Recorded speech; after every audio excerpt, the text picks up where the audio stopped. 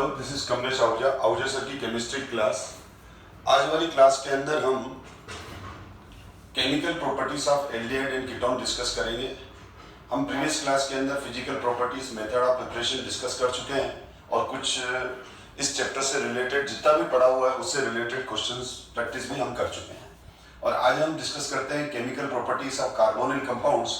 और carbonyl compound की जो कैरेक्टरिस्टिक रिएक्शन होती है, जो मेन रिएक्शन होती है, वो होती है nucleophilic addition reaction. Nucleophilic addition reaction, तो आपको मालूम है एडिशन रिएक्शन में क्या होता है, 1 पाई बॉन्ड ब्रेक होकर 2 सिग्मा बॉन्ड बनते हैं। तो कार्बोनिल ग्रुप क्या होता है, कार्बोनिल ग्रुप तो ये है C डबल बॉन्ड O। अब C डबल बॉन्ड O में से जब कोई XY रिएजेंट रिएक्ट करेगा, ठीक है, C डबल बॉन्ड O में जब कोई XY रिएजेंट रिएक्ट करेगा तो उसके अंदर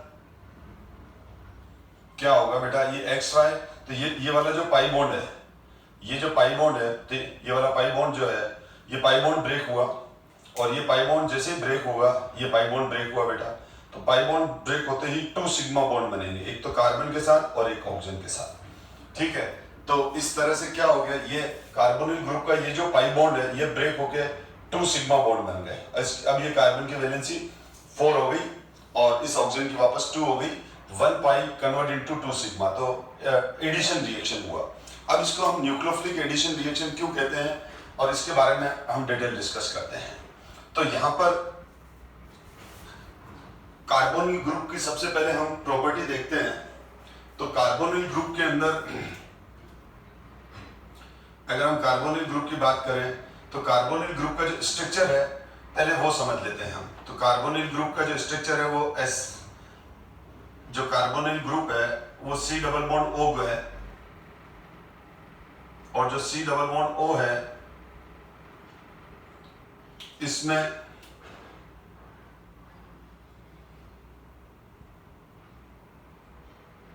C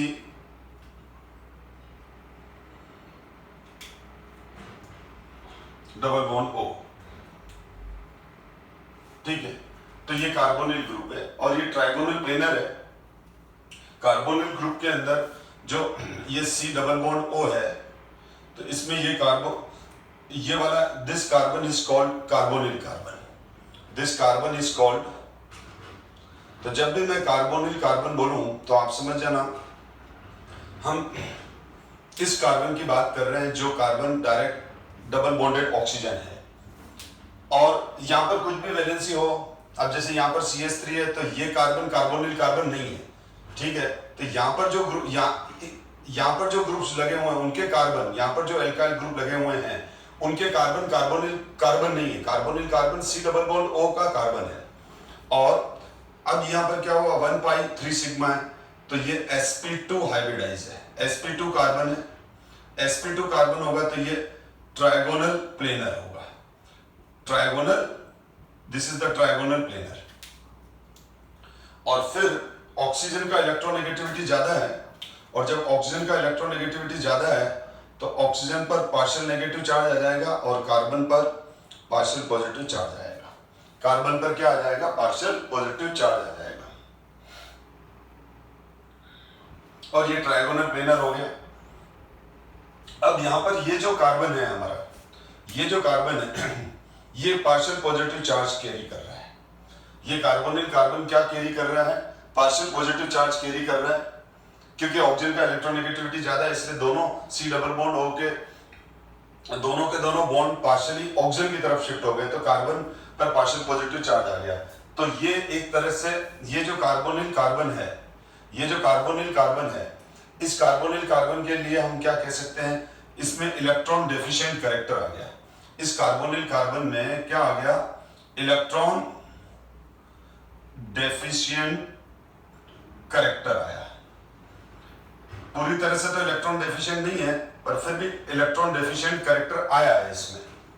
और अब हम इस कार्बोनिल कार्बन को क्या बोल सकते हैं, अब ये न्यूक्लियोफिलिक सेंटर हो गया, न्यूक्लियोफिलिक सेंटर बन गया ये। तो this centre is called nucleophilic centre. हम इस सेंटर को क्या बोलते हैं, न्यूक्लियोफिलिक सेंटर बोलते हैं। क्यों, क्योंकि न्यूक्लियोफाइल की पसंदीदा जगह क्या होती है, जहां पार्शियल पॉजिटिव चार्ज हो, जहां पॉजिटिव चार्ज हो, जहां इलेक्ट्रॉन डेफिशिएंसी हो। क्योंकि न्यूक्लियोफाइल का क्या काम है? न्यूक्लियोफाइल का काम है कि अपना इलेक्ट्रॉन पेयर देकर, न्यूक्लियोफाइल है जैसे ये, अभी जैसे मेरे पास ये जो पंच है और ये जो है, ये जो मैं बता रहा हूं, ये न्यूक्लियोफाइल है, और ये जो ब्लू मार्कर है ये इसका इलेक्ट्रॉन पेयर है। तो न्यूक्लियोफाइल क्या होता है? Electron pair donor. न्यूक्लियोफाइल क्या होता है? Electron pair donor.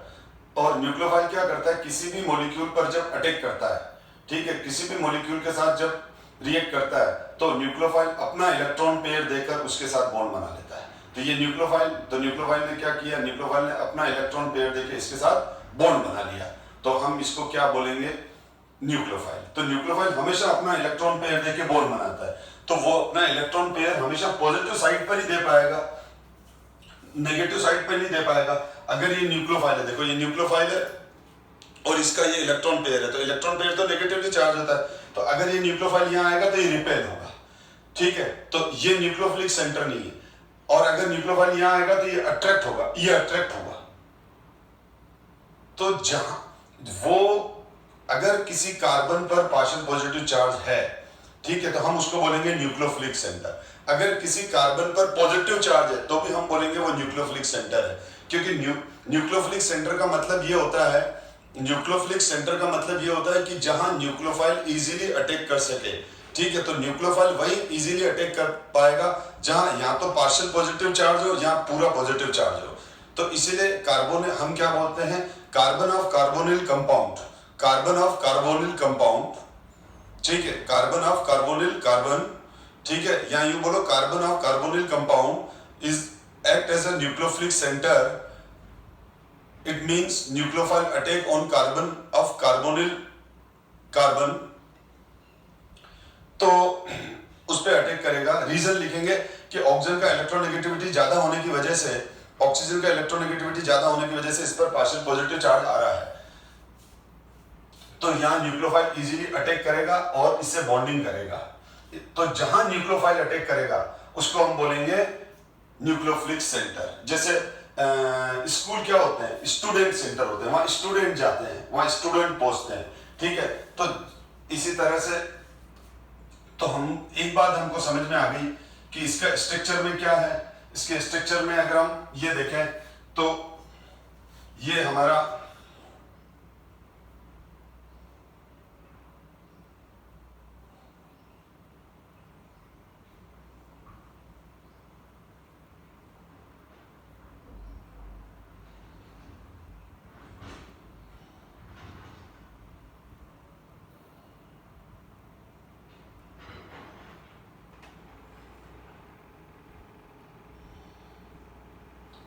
C double bond हो, ये कार्बन और ये C, ये वाला और ये वाला ग्रुप और ये ऑक्सीजन, और साथ में अब यहां पर है ये पाई बॉन्ड। तो ये इस पे ये पॉजिटिव चार्ज है। अब यहां पर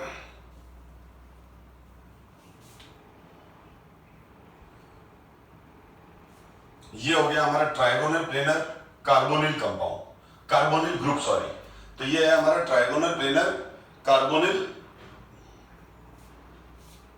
ग्रुप। और अब इसका मैंने क्या कहा, हम इसको क्या बोल रहे हैं? दिस कार्बन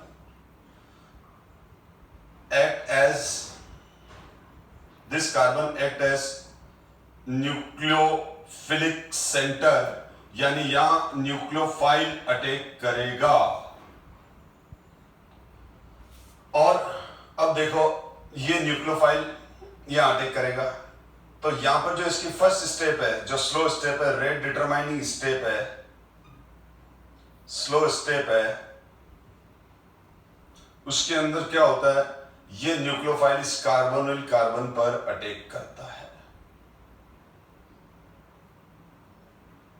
और जैसे ही ये न्यूक्लियोफाइल इस कार्बोनिल कार्बन पर अटैक करता है, ठीक है ना, तो ऑक्सीजन का इलेक्ट्रोनेगेटिविटी ज्यादा होने की वजह से ये जो पाई बॉन्ड है वो इधर टूट जाता है, ये जो पाई बॉन्ड है वो किधर चला जाता है, ठीक है।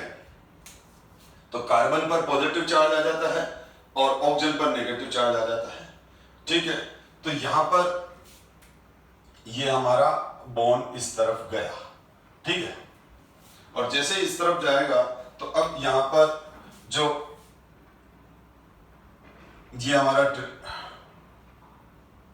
अब ये टेट्राहेड्रल इंटरमीडिएट बन गई। क्या बन गई? टेट्राहेड्रल इंटरमीडिएट बन गई बेटा। ये न्यूक्लियोफाइल ने अपना बॉन्ड दिया, इसलिए ब्लैक कलर से ही बॉन्ड बना रहा हूं ये, क्योंकि ठीक है, ताकि आपको समझ में आ जाए। और यहां पर ये ऑक्सीजन पर नेगेटिव चार्ज है, यहां पर ये ऑक्सीजन पर नेगेटिव चार्ज है। ठीक है ना, तो ये यहां पर ये हो गया। अब ये टेट्राहेड्रल हो गई, क्योंकि यहां तो इस कार्बन ये sp2 कार्बन था और अब ये sp3 कार्बन हो गया। अब इस केस में ये कौन सा कार्बन हो गया? sp3। तो हम क्या बोलेंगे? sp3 होते टेट्राहेड्रल हो गया, तो ये टेट्राहेड्रल इंटरमीडिएट बन गई। तो इसके अंदर हमारी ये टेट्राहेड्रल इंटरमीडिएट बनी है। और जब टेट्राहेड्रल इंटरमीडिएट बन गई sp3 कार्बन वाली, तो अब इस पर फर्स्ट स्टेप में कोई भी पॉजिटिव स्पीशीज, ठीक है ना, तो यहां पर कोई भी पॉजिटिव स्पीशीज इसको न्यूट्रलाइज करेगी और जो हो जाएगा, जो भी रिएजेंट का, देखो HCl है तो HCl है तो Cl माइनस ये हो गया तो H यहाँ आ जाएगा, HCN है तो Cn माइनस ये हो गया और H ये हो जाएगा। अब परेशान मत हो, मैं एक दो एग्जांपल दूंगा, आपको समझ में आता जाएगा। बहुत बार क्या होता है कि एकदम तुरंत मैं कुछ लिखता हूं या बोलता हूं तो तेजी से समझ में नहीं आता है, लेकिन दो चार एग्जांपल के बाद समझ में आ जाएगा। तो इसको बोलते हैं हम एडिशन प्रोडक्ट। अब नंबर 1 जुड़ेगा तो पॉजिटिव नेगेटिव, सब में पॉजिटिव और नेगेटिव जुड़ता है हर रिएक्शन में। देखा मैंने क्या कहा, किसी भी रिएक्शन का जो नाम है वो किस पे लिया जाता है कि उस रिएक्शन को किसने स्टार्ट किया। अगर जैसे एडिशन ऑफ इलेक्ट्रोफिलिक एडिशन, तो इलेक्ट्रोफाइल रिएक्शन को स्टार्ट करता है, जैसा कि हमने एल्कीन्स के अंदर देखा था। ठीक है, और ये मैंने आपको हेलो एल्केन हेलो एरीन में भी बताया था और हाइड्रेशन ऑफ एल्कोहल में भी बताया था। हाइड्रेशन ऑफ एल्कीन्स में और हाइड्रोहेलोजिनेशन ऑफ एल्कीन, ये दोनों रिएक्शन अभी हम 12th के अंदर भी पढ़ चुके हैं। तो एल्कीन पर तो इलेक्ट्रोफिलिक एडिशन होता है, एल्कीन एल्काइन पर इलेक्ट्रोफिलिक एडिशन रिएक्शन होता है, उसमें इलेक्ट्रोफाइल अटैक करता है और इलेक्ट्रोफाइल पहले स्लो स्टेट में अटैक करके रिएक्शन को स्टार्ट करता है। और यहां पर न्यूक्लियोफाइल, बेटा यहां पर देखो स्लो स्टेट में न्यूक्लियोफाइल स्टार्ट कर रहा है, तो जब स्लो स्टेट में इलेक्ट्रोफाइल हो तो उसको बोलेंगे इलेक्ट्रोफिलिक एडिशन रिएक्शन, जैसा कि एल्कीन और एल्काइन में होता है। और अगर स्लो स्टेट में न्यूक्लियोफाइल हो तो हम क्या बोलेंगे? Nucleophilic addition reaction. जो रिएक्शन को स्टार्ट करता है वो रिएक्शन उस नाम से चलेगी। जो रिएक्शन को, अगर रिएक्शन को स्टार्ट करने वाला इलेक्ट्रोफाइल है तो वो इलेक्ट्रोफिलिक रिएक्शंस होगी, और अगर रिएक्शन को स्टार्ट करने वाला न्यूक्लियोफाइल है तो वो न्यूक्लियोफिलिक रिएक्शन होगी। या यूं समझो, अगर स्लो स्टेट में इलेक्ट्रोफाइल है तो वो इलेक्ट्रोफिलिक रिएक्शन होगी, और अगर स्लो स्टेट में न्यूक्लियोफाइल है तो वो न्यूक्लियोफिलिक रिएक्शन होगी। तो ये हो गया बेटा, तो ये टेट्राहेड्रल इंटरमीडिएट बन गया। अब यहां पर ये कंसेप्ट समझ में आने के बाद ही हम इसको डिटेल में पढ़ेंगे। तो यहां पर आपको ये क्लियर हो गया। अब हम इनकी रिलेटिव रिएक्टिविटीज देख रहे हैं कि एल्डिहाइड कीटोन, ये दोनों की कैरेक्टरिस्टिक रिएक्शन है। तो हम ध्यान देना बेटा। अब अगर मैंने, इसका मतलब आपको ये क्लियर हो गया कि स्लो स्टेट में अटैक करने वाला कौन है? स्लो स्टेट में अटैक करने वाला न्यूक्लियोफाइल है। स्टार्टर कौन है? न्यूक्लियोफाइल है।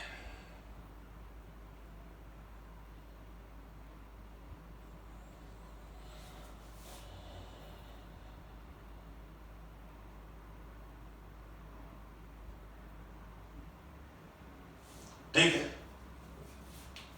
तो अब देखो इसमें ये हमारा कार्बोनिल कार्बन है, ये दोनों इधर गए तो इसमें कितने पार्शियल पॉजिटिव चार्ज आ गए? 2 पार्शियल पॉजिटिव चार्ज आ गए। तो हर कार्बन के कार्बोनिल कार्बन पर, मतलब कार्बोनिल कंपाउंड के इस कार्बन पर कौन सा चार्ज है? पॉजिटिव चार्ज है। ठीक है, अब हाइड्रोजन का इंडक्टिव इफेक्ट कुछ होता ही नहीं है। ये हमेशा ध्यान रखो बेटा, इंडक्टिव इफेक्ट दो तरह का होता है, इलेक्ट्रॉन डोनेटिंग इंडक्टिव इफेक्ट जिसको प्लस आई इफेक्ट बोलते हैं, इलेक्ट्रॉन डोनेटिंग इंडक्टिव इफेक्ट में लिख देता हूं। ठीक है, प्लस आई मतलब क्या होता है? इलेक्ट्रॉन डोनेटिंग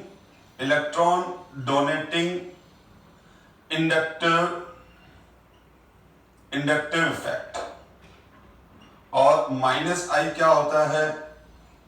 इलेक्ट्रॉन विड्रॉइंग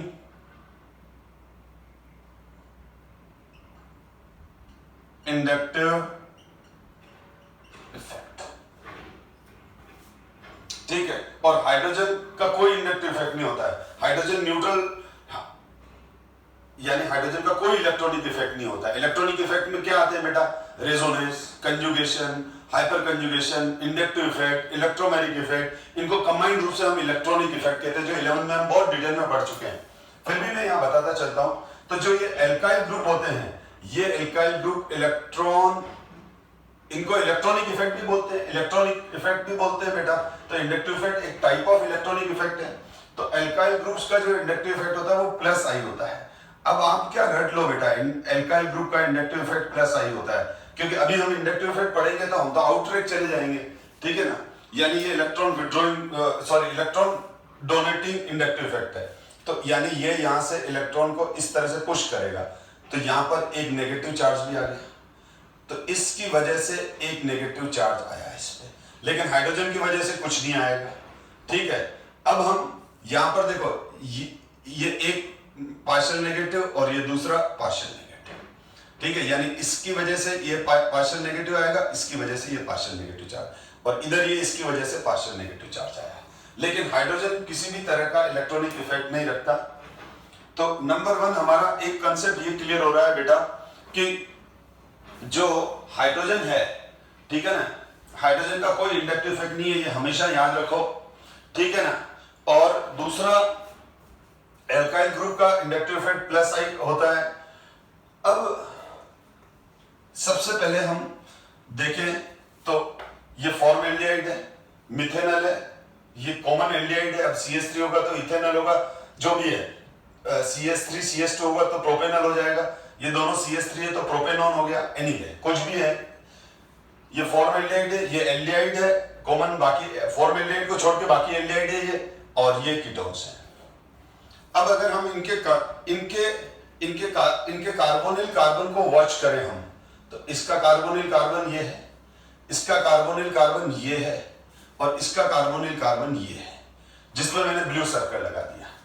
अब क्या हो गया? अब ये हुआ बेटा कि ये जो कार्बोनिल कार्बन है, इसमें कौन सा ज्यादा अच्छा न्यूक्लियोफिलिक सेंटर है, यानी न्यूक्लियोफाइल, अगर न्यूक्लियोफाइल सपोज करो देख रहा है, ठीक है ना, अपना सिर ऊंचा करके देख रहा है, तो वो ये न्यूक्लियोफाइल देख रहा है, ये न्यूक्लियोफाइल इसको भी देख रहा है, इसको भी देख रहा है, और इसको भी देख रहा है। तो इस केस के अंदर क्या हो जाएगा? न्यूक्लियोफाइल की पसंदीदा कार्बन कौन सा होगा? ये वाला होगा, क्योंकि इस कार्बन पर पॉजिटिव चार्ज ज्यादा है, इस कार्बन पर पॉजिटिव चार्ज ज्यादा है। अब इसमें इस एल्काइल ग्रुप की वजह से इस कार्बन पर पार्शियल पॉजिटिव चार्ज कम है इसके कंपैरिजन में, और यहां बिल्कुल कम है।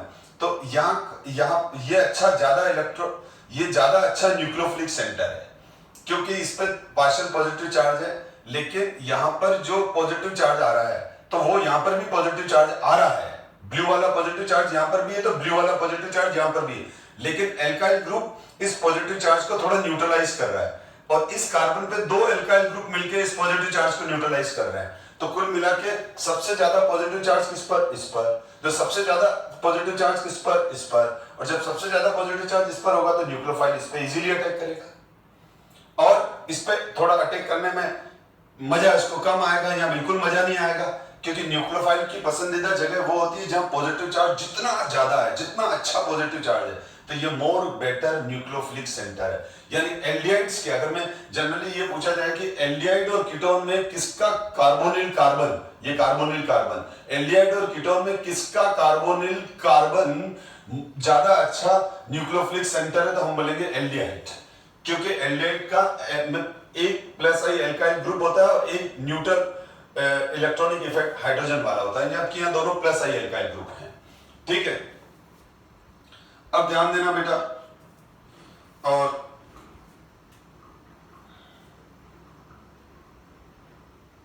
दूसरा स्टेरिक हिंड्रेंस। अब देखो, अब यहां पर अब हम एल्काइल हैलाइड से पढ़ रहे हैं स्टेरिक हिंड्रेंस। अब स्टेरिक हिंड्रेंस की वजह से भी न्यूक्लियोफाइल को अटैक करने में दिक्कत आती है। तो यहां पर तो हाइड्रोजन तो बहुत छोटे छोटे होते हैं, तो न्यूक्लियोफाइल बहुत ही इजीली खुशी खुशी इस पे अटैक कर लेगा। यहां न्यूक्लियोफाइल को अटैक करने में भारी प्रॉब्लम आने वाली है, यहां न्यूक्लियोफाइल को अटैक करने में बहुत भारी प्रॉब्लम आने वाली है। क्यों? क्योंकि दोनों बड़े बड़े एल्काइल ग्रुप ने उसको घेर रखा है, बहुत कम जगह बची है न्यूक्लियोफाइल के लिए कार्बोनिल कार्बन तक पहुंचने के लिए। यानी कि मैंने कहा था ना, जैसे कहीं पत्थरबाजी हो रही है और मैं ड्रम में जाके बैठ गया और ड्रम का ऊपर से ढक्कन लगा के यूं बैठ गया, तो मेरे को पत्थर लगेंगे नहीं। ठीक है, क्यों नहीं लगेंगे? क्योंकि वो ड्रम का स्टेरिक हिंड्रेंस मेरे चारों तरफ है। ठीक है, तो यहां पर ये हो गया कि यहां पर इस कार्बन पर दोनों एल्काइल ग्रुप, ठीक है, इस कार्बन को स्टेरिक हिंड्रेंस दे रहे हैं, यानी इस कार्बन को घेर देते हैं। ठीक है, तो अटैक होगा ही नहीं। और स्टेरिक हिंड्रेंस के बारे में मैं बार बार बहुत अच्छे से बता चुका हूं कि जब किसी एटम को चारों तरफ से दूसरे ग्रुप या एटम घेर लेते हैं तो वो बीच में रह जाता है, तो उसके ऊपर कोई अटैक नहीं कर पाता है। जैसे तोता पिंजरे में बंद है, तो जो पिंजरा है, केज है, वो उसके लिए स्टेरिक हिंड्रेंस हो गया, उसकी वजह से वो बाहर नहीं निकल पाता है। ठीक है, और जैसे आर्मी बॉर्डर पे बंकर बना देती है, तो बंकर के अंदर चली जाएगी, तो बंकर का स्टेरिक हिंड्रेंस है, तो मिसाइल जब अटैक करती है तो मिसाइल अटैक होगा तो सही, लेकिन आर्मी मैन को कुछ नहीं होगा क्योंकि वो बंकर में छुपा हुआ है। तो इसी तरह से ये कार्बन भी छुपा हुआ है दोनों एल्काइल ग्रुप और आगे ऑक्सीजन के बीच में। ठीक है, तो यहां न्यूक्लियोफाइल को अटैक करने में दिक्कत आएगी। ठीक है, तो इसीलिए मैं क्या बोलूंगा, सबसे पहले लिखूंगा plus I alkyl group increase on carbon of CO group. ठीक है, तो क्या हो जाएगा, तो तो यहां पर ये तो न्यूक्लियोफाइल है, तो ये इलेक्ट्रोफाइल की तरह अटैक है, यानी ये इलेक्ट्रॉन पेयर रिसेप्टर है। ठीक है, ये इलेक्ट्रॉन पेयर रिसेप्टर हुआ, तो इलेक्ट्रोफिलिक कैरेक्टर। अब देखो, कंफ्यूज मत होना, ये न्यूक्लियोफाइल है, ये इलेक्ट्रॉन पेयर दे रहा है, तो ये इलेक्ट्रॉन पेयर ले रहा है, तो यहां कार्बोनिल कार्बन इलेक्ट्रॉन पेयर ले रहा है ना। कार्बोनिल कार्बन क्या कर रहा है? इलेक्ट्रॉन पेयर ले रहा है, अभी आपने देखा बेटा। तो जब कार्बोनिल कार्बन इलेक्ट्रॉन पेयर ले रहा है, तो कार्बोनिल कार्बन का इस रिएक्शन में क्या रोल है? स्लो स्टेप के अंदर, स्लो स्टेप की बात कर रहा हूं। न्यूक्लियोफाइल तो अपना इलेक्ट्रॉन पेयर दे रहा है, कार्बोनिल कार्बन इलेक्ट्रॉन पेयर ले रहा है, तो यहां कार्बोनिल कार्बन का बिहेवियर इलेक्ट्रोफिलिक नेचर का होगा। अगर आपसे कोई पूछे कि ये देखो, सुनना बेटा, ये कंफ्यूजन मत करना, क्योंकि बहुत बार बच्चे इसको कंफ्यूजन हो जाता है इनको। मैं ये बोल रहा हूं कि ये जो कार्बोनिल कार्बन है, इसके लिए मैं क्या बोल रहा हूं? इसके लिए मैं बोल रहा हूं कि ये कार्बोनिल कार्बन जो रेड वाला है, ये है न्यूक्लियोफिलिक सेंटर। तो ये न्यूक्लियोफिलिक सेंटर है, ये तो बिल्कुल है, ये न्यूक्लियोफिलिक सेंटर बिल्कुल है, ये न्यूक्लियोफिलिक सेंटर। मैं ये बोल रहा हूं carbon of carbonyl group act as carbon of carbonyl group act as electrophile. तो ये स्टेटमेंट भी सही है, दोनों स्टेटमेंट सही है। ये न्यूक्लियोफिलिक सेंटर है, मतलब इसका मतलब ये हुआ कि इसके ऊपर इस कार्बन पर न्यूक्लियोफाइल अटैक करेगा, यस करेगा, करेगा। और carbon of carbonyl group act as a electrophile, yes, ये कार्बन इलेक्ट्रोफाइल है। क्यों? क्योंकि जब न्यूक्लियोफाइल इस पर अटैक करता है तो ये कार्बोनिल कार्बन इलेक्ट्रॉन पेयर लेके बॉन्ड बना रहा है, और जो स्पीशीज इलेक्ट्रॉन पेयर लेके बॉन्ड बनाती है उसको हम इलेक्ट्रोफाइल बोलते हैं। तो याद ध्यान देना, ये टर्म्स आप कंफ्यूज न करें, क्योंकि ये न्यूक्लियोफाइल है, ओके, न्यूक्लियोफाइल यहां अटैक कर रहा है, इसलिए हम इसको न्यूक्लियोफिलिक सेंटर कहेंगे, यस करेक्ट।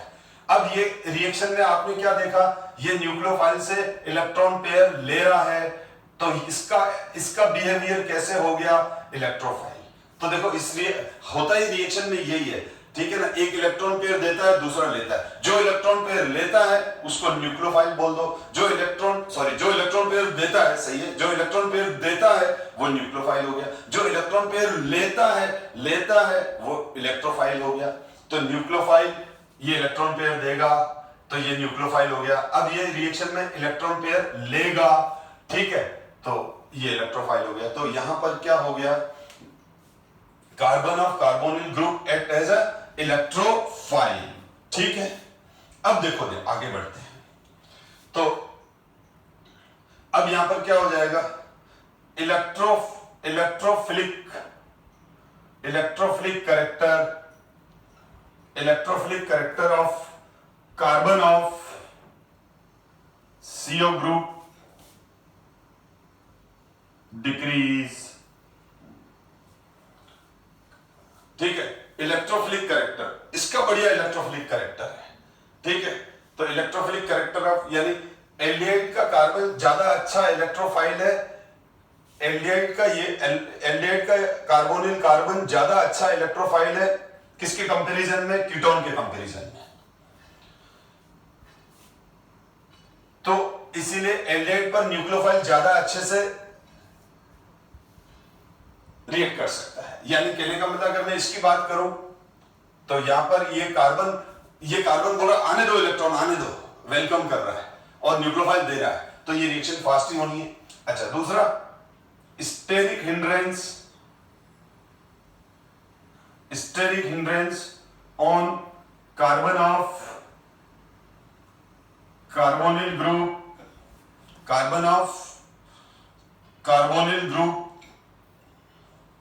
क्या हो रहा है, इंक्रीज हो रहा है,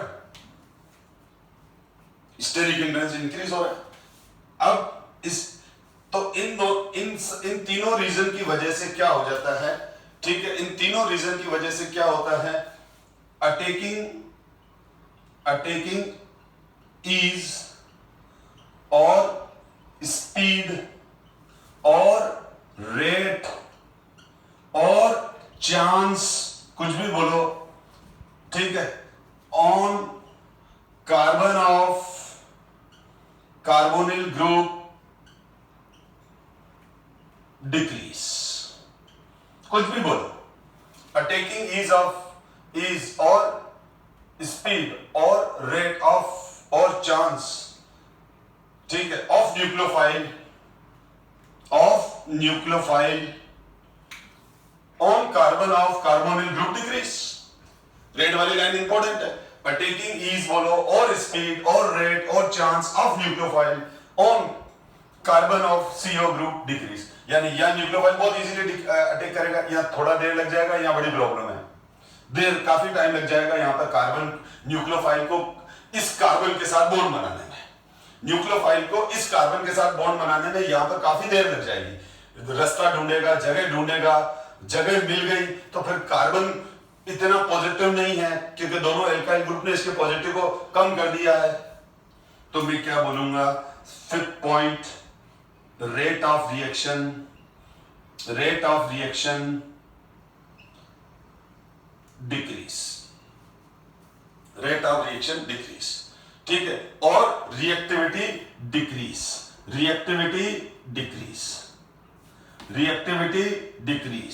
अब अगर आपने इस क्लास को ढंग से देख लिया तो मैं नहीं मानता कि आपको कोई प्रॉब्लम आने वाली है बेटा।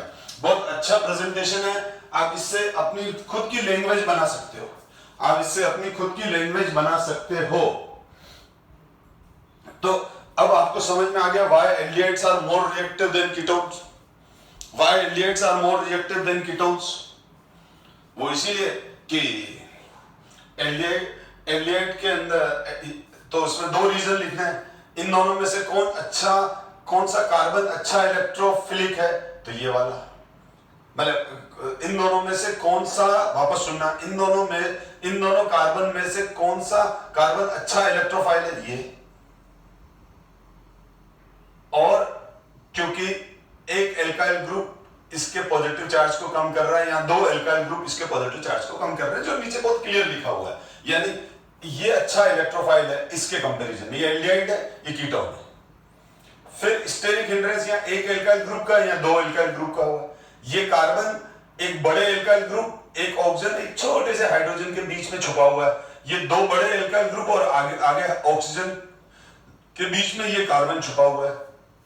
वही बंकर वाला एग्जांपल मैंने बढ़िया दिया कि मिसाइल का अटैक तो होगा लेकिन आर्मी मैन बच जाएगा अगर वो बंकर के अंदर है, क्योंकि वो अंदर छुपा हुआ है। तो यहाँ पर भी ये कार्बन दो एल्काइल ग्रुप और ऑक्सीजन के बीच में छुपा हुआ है, तो बहुत कम जगह है इसको न्यूक्लियोफाइल को यहाँ पर पहुंचने के लिए, अटैक करने के लिए। फिर ये इलेक्ट्रॉन पेयर भी ये कार्बन लेने में थोड़ा कंजूस है, ठीक है। एनीवे, तो ये सब बातें आपकी क्लियर है। तो अब इसका मतलब इस एल्काइल ग्रुप का साइज जैसे जैसे बढ़ेगा वैसे वैसे रिएक्टिविटी बढ़ती जाएगी, और सॉरी रिएक्टिविटी कम होती जाएगी एल्काइल ग्रुप का साइज बढ़ेगा। तो जैसे एक बुक का ही क्वेश्चन है, मैं उसको सीधा ही लिख देता हूं। तो यहां पर ये देखो आप, जैसे ये HCHO है, ये HCHO है, और फिर ये हो गया हमारा CH3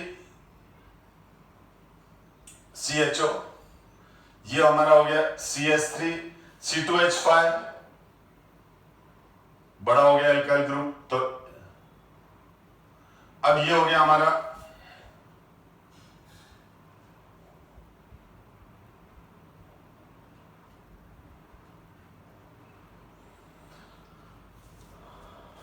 तो ये, और फिर अगर मैं यहां पर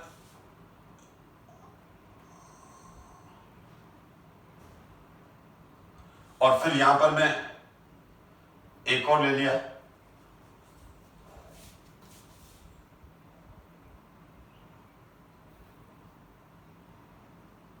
तो इनमें सबसे मोस्ट रिएक्टिव कौन हो गया, ये हो गया। अब रिएक्टिविटी का ऑर्डर बनाओ तो सबसे ज्यादा रिएक्टिव ये, फिर उससे कम ये, क्योंकि एक एल्काइल ग्रुप है, ये बड़ा हो गया, स्टेरिक हिंड्रेंस बढ़ गया, ठीक है। अब यहां पर तो क्या हुआ, ये एल्काइल ग्रुप छोटा है कंपैरेटिवली, ठीक है, और ये थोड़ा और बड़ा हो गया, और ये, और फिर ये और बड़ा हो गया, ये थोड़ा छोटा है, और ये सब। तो सबसे इन सब में सबसे मोस्ट रिएक्टिव ये वाला, और ये वाला क्या हो जाएगा, सबसे लीस्ट रिएक्टिव। किन में, जो मैंने एग्जांपल लिखे। तो हम रीजन क्या लिखेंगे, हम रीजन ये लिखेंगे कि जो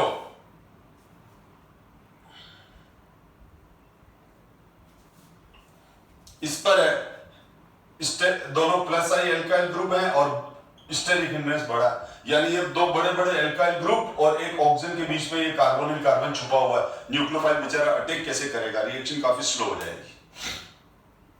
तो इस तरह से एग्जाम में क्वेश्चन आएंगे आपके डिफरेंट रिएक्टिविटी ऑर्डर पर। और अगर हम दूसरी बात करें बेटा, तो देखें अपन, हम बात करते हैं, एक मिनट पहले जो पढ़ लिया उसकी मैं स्लाइड डिस्प्ले कर दूं। तो reactivity, aldehydes are generally more reactive than ketone in nucleophilic addition reaction due to steric and electronic reason. Sterically, the presence of two relatively large substituents in ketones hindering the approach of nucleophile to carbonyl carbon than in aldehyde having only one such substituent।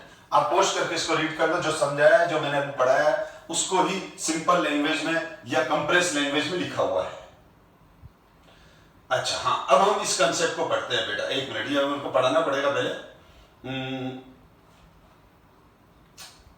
ये space चाहिए, तो ये बात, तो aromatic, अब ये तो हो गए हमारे एलिफेटिक अब कुछ ये अभी जो भी मैंने कार्बोनिल कंपाउंड्स डिस्कस किए थे वो सारे के सारे कार्बोनिल कंपाउंड्स बेटा एलिफेटिक थे। अब मैं बात कर रहा हूं एरोमेटिक। अब एरोमेटिक में क्या आ जाएगा? एरोमेटिक में बेंजोइल्डिहाइड आ गया। कम से कम एक वैलेंसी किससे सेटिस्फाई हो? ये जैसे बेंजोइल्डिहाइड हो गया, ठीक है। और ये आ गया। देखो ऑर्गेनिक के अगर कंसेप्ट क्लियर है आपके तो इसकी मतलब ऑर्गेनिक के अंदर जो रीजनिंग है, थ्योरी है, वो तो चाहे वो फिजिकल प्रॉपर्टी वाली हो चाहे वो केमिकल प्रॉपर्टी वाली हो, ठीक है, बेसिक रिएक्शंस हैं, वो तो कहीं नहीं रटनी पड़ती है बेटा। वो तो उन स्टूडेंट को रटना पड़ता है जिनका अपना खुद का बेसिक कंसेप्ट क्लियर नहीं है। 11 का periodic table, chemical bonding, intermolecular forces और फिर अपने जीओसी और हाइड्रोकार्बन, ये 4 चैप्टर जिसके स्ट्रॉन्ग हैं वो ऑर्गेनिक में कभी डिफिट नहीं खाता है, उसको बहुत इंटरेस्टिंग लगती है। लेकिन मैंने अपनी क्लासेस को मैं इस तरह से लेता हूं कि जब मैं 12th पढ़ा रहा होता हूं तो इन कंसेप्ट्स को बार बार रिवाइज कराता हुआ आगे बढ़ता हूं, ताकि जिन स्टूडेंट ने नहीं पढ़ा वो समझ ले, जिन्होंने पढ़ रखा है तो वो अगर भूल गए हैं तो उनका रिवीजन होता रहता है। अब देखो, अब यहां पर क्या हो गया, ये एरोमेटिक कीटोन है और ये एरोमेटिक एल्डिहाइड है। तो हम इनकी रिएक्टिविटी डिस्कस करते हैं पहले। तो इसमें देखो, तो इसके लिए मुझे क्या करना पड़ेगा? सबसे पहले हमको बेंजोइल्डिहाइड के रेजोनेंस स्ट्रक्चर देखने पड़ेंगे। और मैंने बार बार कहा है कि रेजोनेंस जो है वो सबसे इंपॉर्टेंट टॉपिक है, कॉन्सेप्ट है, जिसको mesomeric effect plus R plus I effect जिसको हम बोलते हैं। तो ये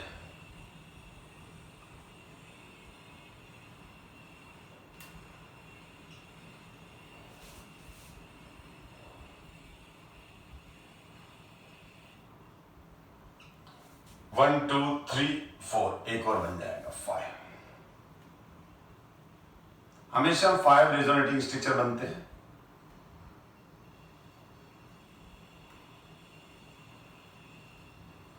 ये हमेशा ध्यान रखना है। अब यहां CHO group electron withdrawing resonance show करेगा। CHO ग्रुप क्या करेगा? इलेक्ट्रॉन विड्रॉइंग रेजोनेंस शो करेगा। ये बेंजोइल्डिहाइड है। CHO जो ग्रुप है वो माइनस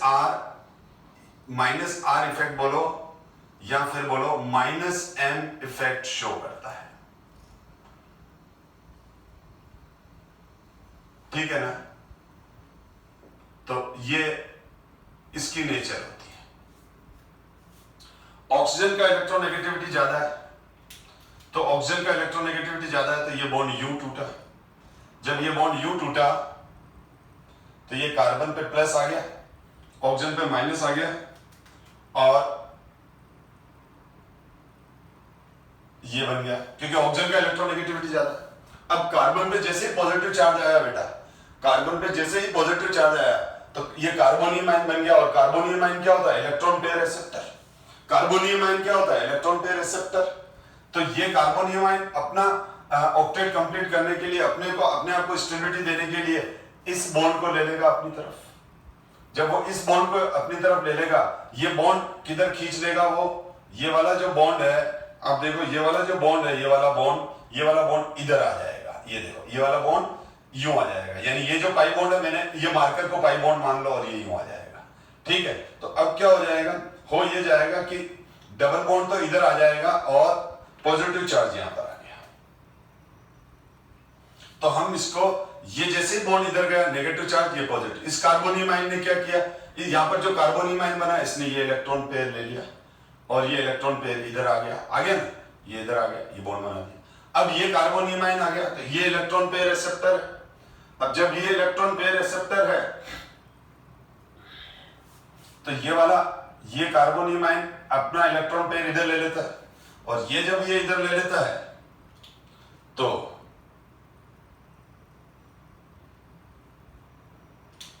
पॉजिटिव चार्ज यहां आ गया। पॉजिटिव चार्ज क्या हो गया? यहां पर आ गया। ये प्लस यहां आ जाएगा। अब जैसे ये प्लस चार्ज यहां आया, तो ये carbonium ion electron pair acceptor है, तो ये वाला इस पाई बॉन्ड को अपनी तरफ ले लेगा और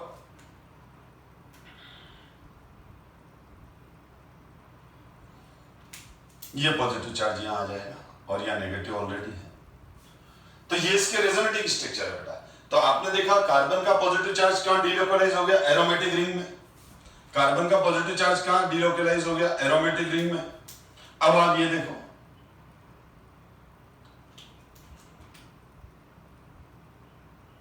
यह ऑलरेडी नेगेटिव चार्ज है। अब ये वापस कार्बोनियम आयन ने अपना इलेक्ट्रॉन पेयर ले लिया, तो ये बॉन्ड इधर शिफ्ट हुआ, तो यहां वापस क्या आ गया, प्लस चार्ज आ गया।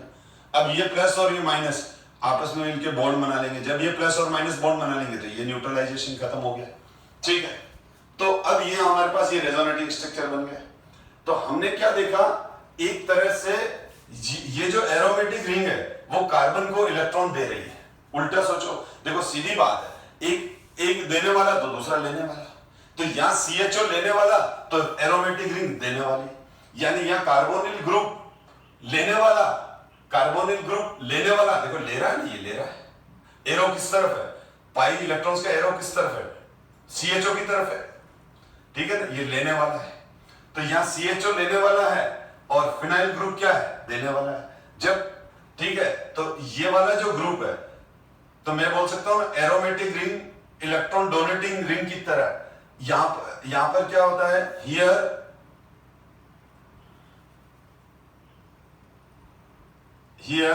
sorry here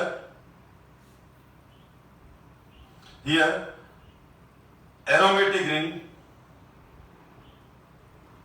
जिसको मैं फिनाइल रिंग भी बोल रहा हूं, phenyl ring act as electron donating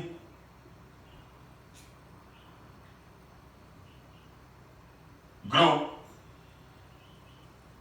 और हियर एरोमेटिक रिंग और फिनाइल रिंग, ये वाली, इस रिंग को क्या बोल रहा हूं मैं, एरोमेटिक रिंग या फिनाइल रिंग, ठीक है। हियर एरोमेटिक रिंग और phenyl ring act as electron donating group, और सो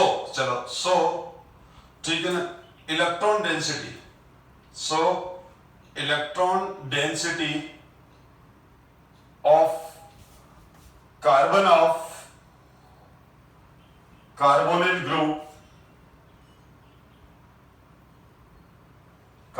ग्रुप, यानी CO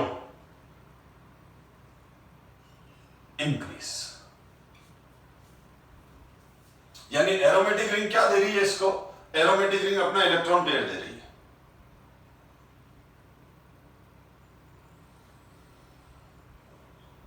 एरोमेटिक रिंग इस कार्बन को और इलेक्ट्रॉन रिच बना रही है।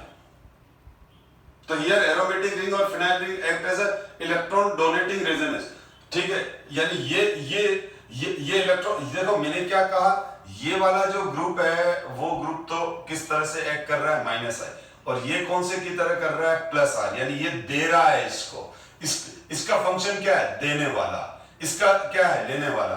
तो ये तो क्या है, लेने वाला। ये तो क्या है बेटा, हिंदी में लिख रहा हूं समझने के लिए, लेने वाला। और ये तो क्या है, देने वाला, ठीक है ना, ये, ठीक है। तो ये दे रहा है इसको, तो ये इलेक्ट्रॉन रिच हो गया ना बेटा। तो ये क्या हो गया, ठीक है ना, इलेक्ट्रॉन विड्रॉइंग।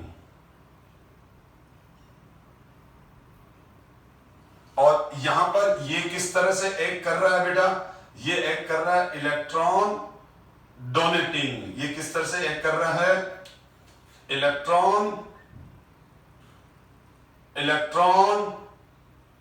डोनेटिंग,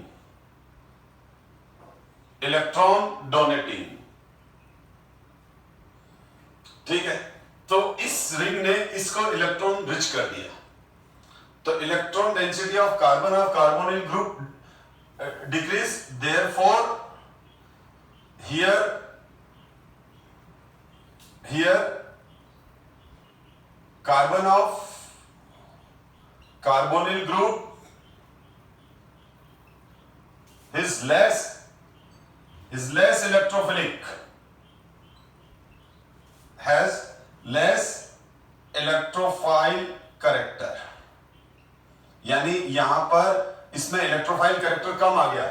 इसको इस कार्बन को बोलो, इस कार्बन के पास आके न्यूक्लियोफाइल बोलेगा इलेक्ट्रॉन पेयर चाहिए, देना है तो दे दे, नहीं तो कोई बात नहीं, मतलब गरज नहीं करेगा।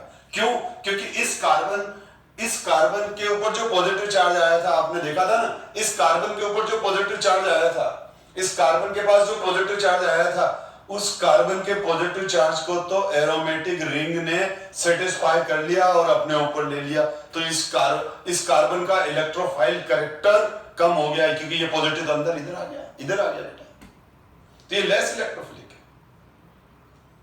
इसका इलेक्ट्रोफाइल कैरेक्टर बहुत कम है, इसकी इलेक्ट्रॉन डोनेटिंग पावर कम है। क्यों? क्योंकि इस कार्बन को गरज नहीं है, इस कार्बन को अभी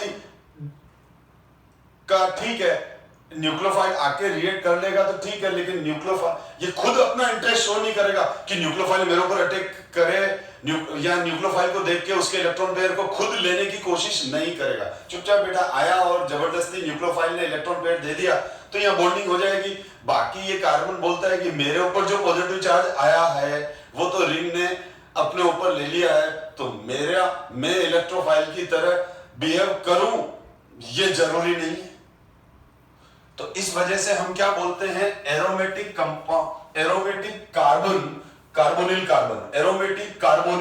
इनको क्या बोलते हैं, एरोमेटिक कार्बोनिल कार्बन। जब कार्बोनिल कार्बन एरोमेटिक रिंग से जुड़ा हुआ है तो हम बोलेंगे एरोमेटिक कार्बोनिल कार्बन। अब ये एरोमेटिक कार्बोनिल कार्बन में इलेक्ट्रोफाइल कैरेक्टर कम हो जाता है, उसकी इलेक्ट्रॉन पेयर लेने की टेंडेंसी कम हो जाती है।